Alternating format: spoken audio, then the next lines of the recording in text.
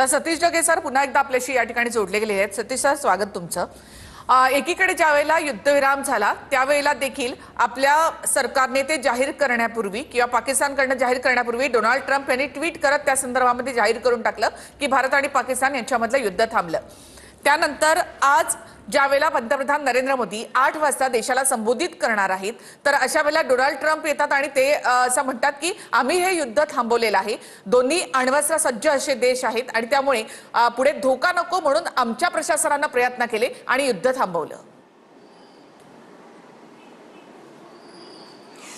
नक्कीच अमेरिका जो आहे असा गवगवा त्या ठिकाणी करतोय की जगामधला कुठलाही प्रश्न असो आणि मुख्यतः ग्लोबल पीस आपण ज्याला म्हणतो की एक प्रकारे जागतिक शांतता, त्यासाठी आम्ही मॉनिटर आहोत आणि त्याला थांबवण्यासाठी आम्ही जे आहे आमचा इन्फ्लुएन्स संपूर्ण जगामध्ये असा दाखवण्याचा प्रयत्न अमेरिका आणि त्यातल्या त्यात डोनाल्ड ट्रम्प सारखं नेतृत्व हे वेळोवेळी करतंय। आणि त्याचा प्रत्यय ऑलरेडी 2 दिवसापूर्वी आपल्याला आला की भारत आणि पाकिस्तान याच्या अगोदर सगळ्यात पहिले त्यांनीच जाहीर करून टाकलं की अशा प्रकारची युद्धबंदी त्या ठिकाणी होणार आहे। बरं, यामध्ये तर जे आहे त्यांनी स्वतःचा गवगवा त्या ठिकाणी केला आणि आता जसं तुम्ही सांगताय की अण्वस्त्र युद्ध सुद्धा आम्ही थांबवलं, अशा प्रकारे जर त्या ठिकाणी म्हणत असतील तर पुन्हा की बाबा जगाच्या एक प्रकारे ग्लोबल पीस साठी, जागतिक शांततेसाठी आमचा किती महत्त्वाचा रोल आहे, स्पेशली डोनाल्ड ट्रम्प आणि त्यांच्या प्रशासनाचा किती महत्त्वाचा रोल आहे, हे जे आहे जगाला त्यांना सांगण्याचा प्रयत्न करायचा आहे। पण यातला फक्त एक गोष्ट जी आहे मला सिरियसली घ्यावीशी वाटते की जर खरोखरच ते असं म्हणत असतील की अण्वस्त्र युद्ध जे आहे आम्ही थांबवलं आणि याच्यामध्ये जर खरोखरच तथ्य असेल तर आपली भूमिका तर स्पष्ट आहे, सगळ्या जगाला माहिती आहे की नो फर्स्ट यूज, म्हणजे आम्ही तर जे आहे अण्वस्त्र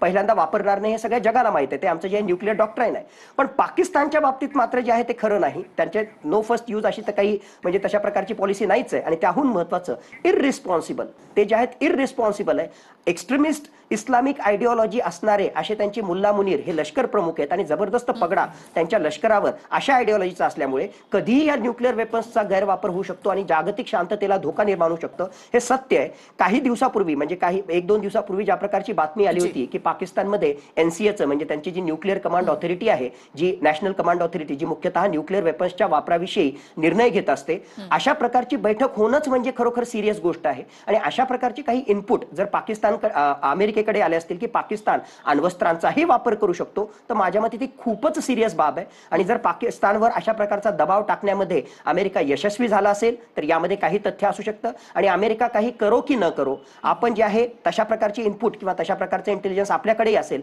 आणि म्हणून घरात घुसून लिटरली पाकिस्तानच्या नूर खान बेसवर, जे त्यांच्या GHQ रावलपिंडी त्यांच्या आर्मी हेडक्वार्टरच्या एकदम बाजूला त्या ठिकाणी आहे, त्या अत्यंत महत्त्वाच्या अशा स्ट्रॅटेजिक एअरबसवर आम्ही हल्ला केला आणि त्यांची जी आहे म्हणजे एक प्रकारे उद्ध्वस्त आम्ही त्या ठिकाणी करण्यामध्ये यशस्वी झालो। आणि काही मिनिटांमध्ये जर आम्ही करू